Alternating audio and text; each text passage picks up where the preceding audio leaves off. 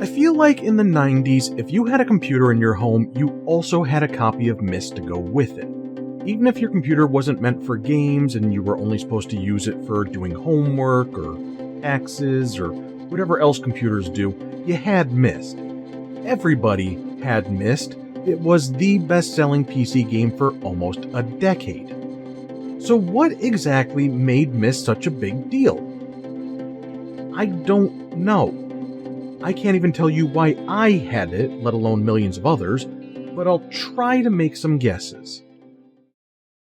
I think one of the biggest things the game had going for it was its timing. When Myst came out, the CD-ROM had hit the point where it was a clear next step in technological advancement for consumers.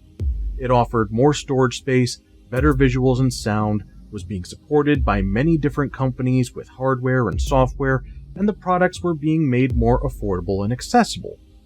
So when you're some guy and you're getting one of those fancy new CD-ROM drives, or maybe even a whole new multimedia computer, you're gonna be looking for things that justify it.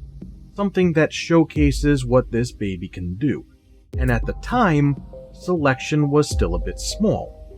As I mentioned in my video about FMV games, while the format did have a lot of support, many early CD-ROM titles were upgraded versions of previously released software, if they were upgraded at all. Things made specifically with the technical capabilities in mind were still uncommon, and of those, not all of them were exactly screaming, "The future is now."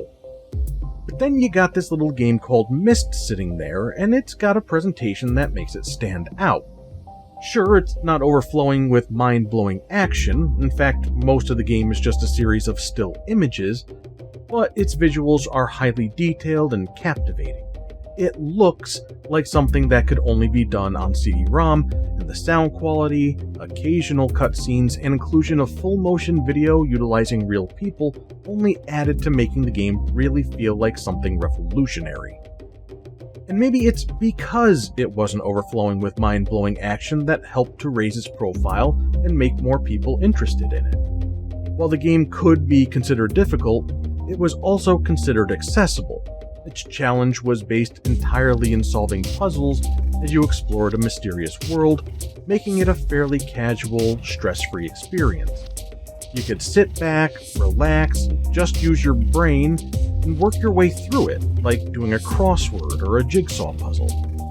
It wasn't the first puzzle or casual video game or anything like that.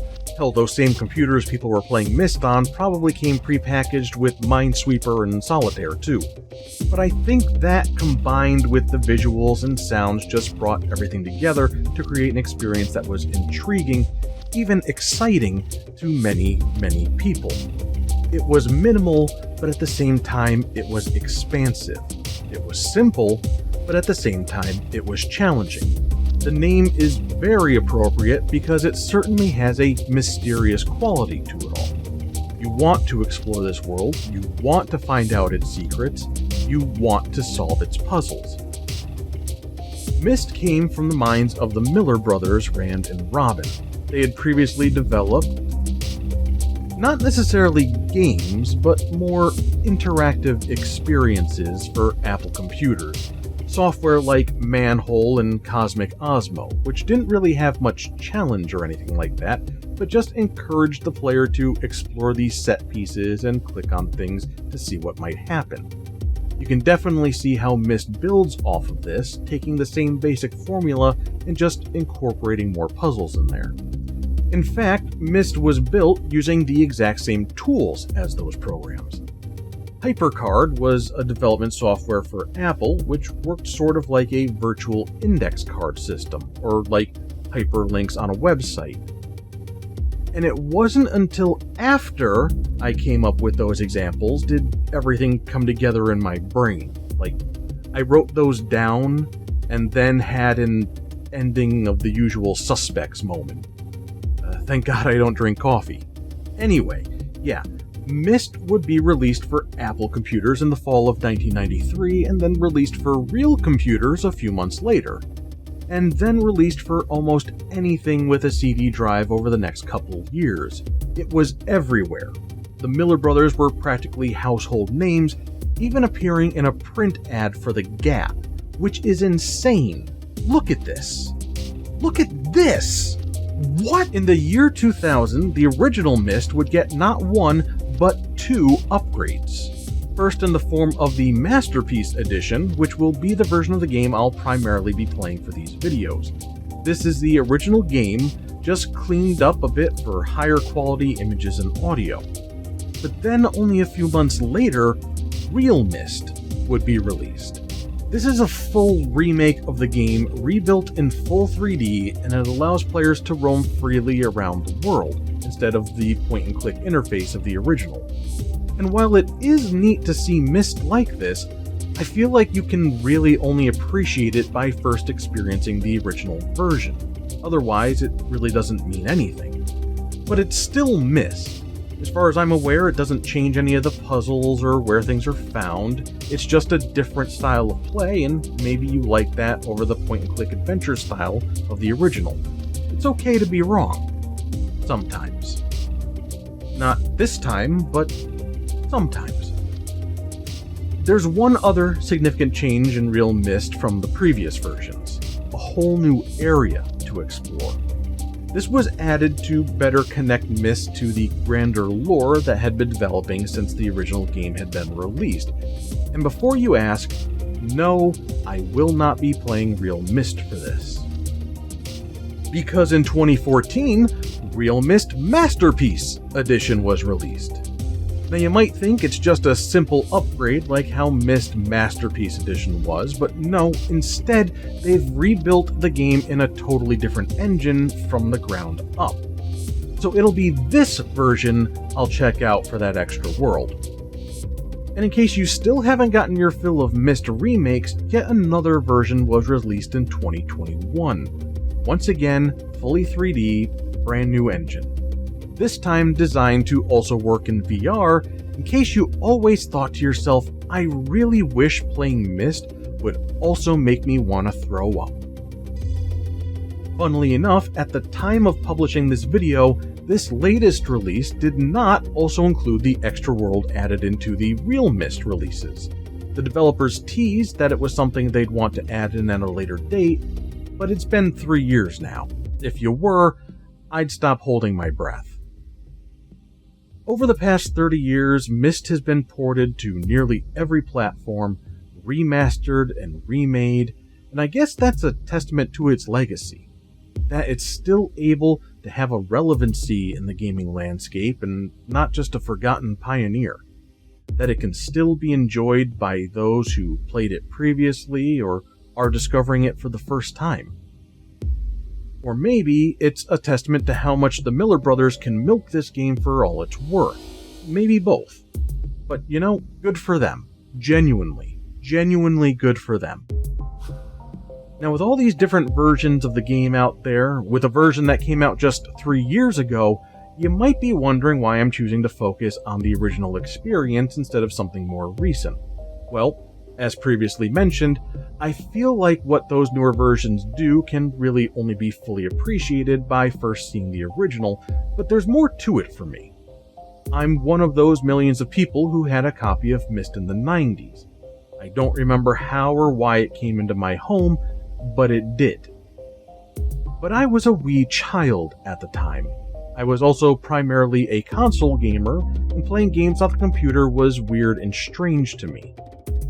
I remember trying to play it, and failing miserably. It was unlike anything I'd ever played before, and at the time, that meant it didn't hold my interest. I didn't want to blindly fumble about with puzzles when I could be playing Mortal Kombat. Eventually, I would develop a love for adventure games, and I might have revisited Myst during that time, but I still never got anywhere in the game. I know I never solved a single puzzle and just found it to be very frustrating and gave up on it. So this will be my first time revisiting the game since I was a kid, and I want to go back to the version closest to my childhood with the pointing and clicking and static images and whatnot. I want to get my revenge on this game, so to speak. I want some closure on behalf of my younger self. There's also another reason why I'm wanting to play an older version of Myst, and that's because of its sequel. And no, I'm not talking about Riven. You may or may not have heard of Peter Bergman. He was the founder of the comedy troupe The Firesign Theatre, and their radio performances and comedy albums were pretty popular in the early 70s. Apparently, they were sometimes referred to as the Beatles of comedy, which I think is very appropriate because just like the Beatles, they were way before my time, and when I finally got around to checking them out, I didn't quite see what the big deal was. That's not to say they're bad, or even that I think they're bad. It's just not my thing, but I can absolutely see and respect the talent that went into their work. The surrealist comedy is very clever and dense, and you have to listen to their performances repeatedly to catch everything. Many comedians and actors would be fans of the Firesign Theatre and cite them as inspirations. Robin Williams aptly described their work as the audible equivalent of a Hieronymus Bosch painting. And you're always looking for the little guy in the back with the 3 legs coming out of the ass of a chicken. So go ahead and listen to it for yourself and see what you think.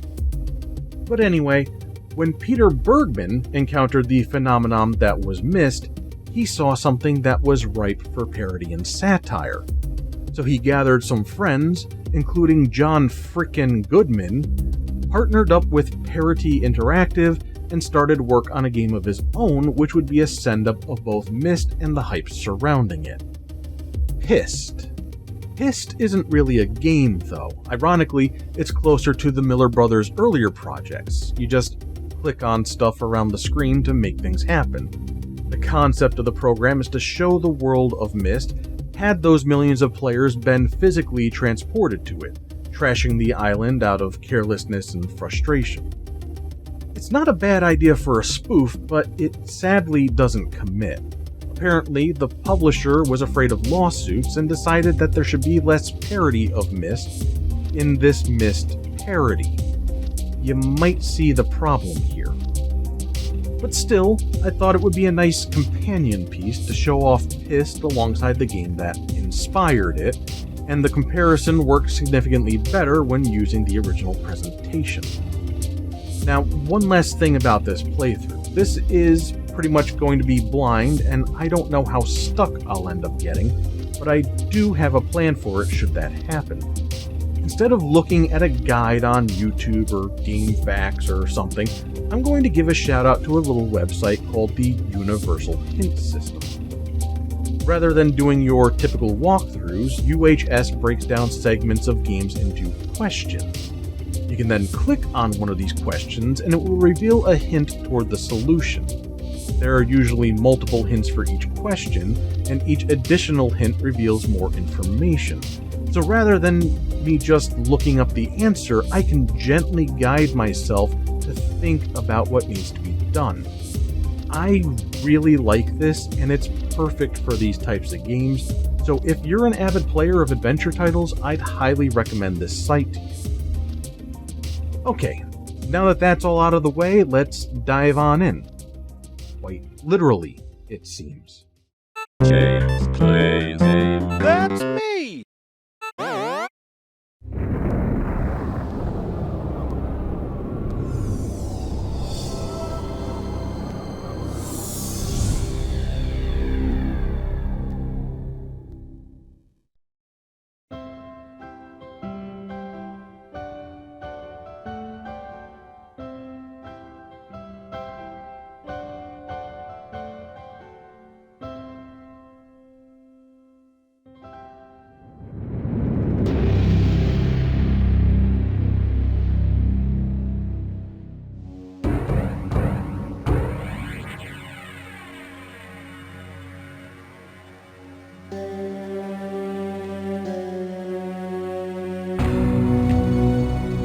I realized the moment I fell into the fissure that the book would not be destroyed as I had planned. It continued falling into that starry expanse of which I had only a fleeting glimpse. I've tried to speculate where it might have landed. I must admit, however, such conjecture is futile. Still, questions about whose hands might one day hold my Myst book are unsettling to me. I know my apprehensions might never be allayed, And so I close, realizing that perhaps the ending has not yet been written.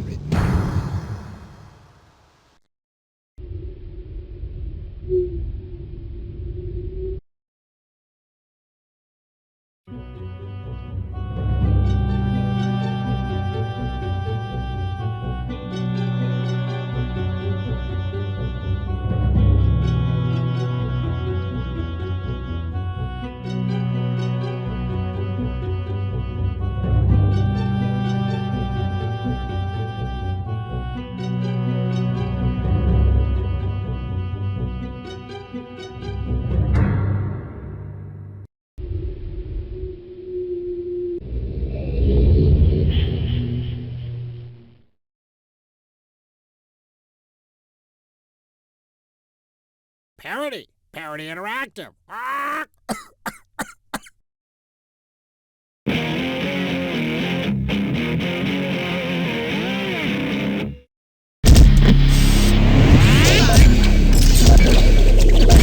I don't think he knew what hit him.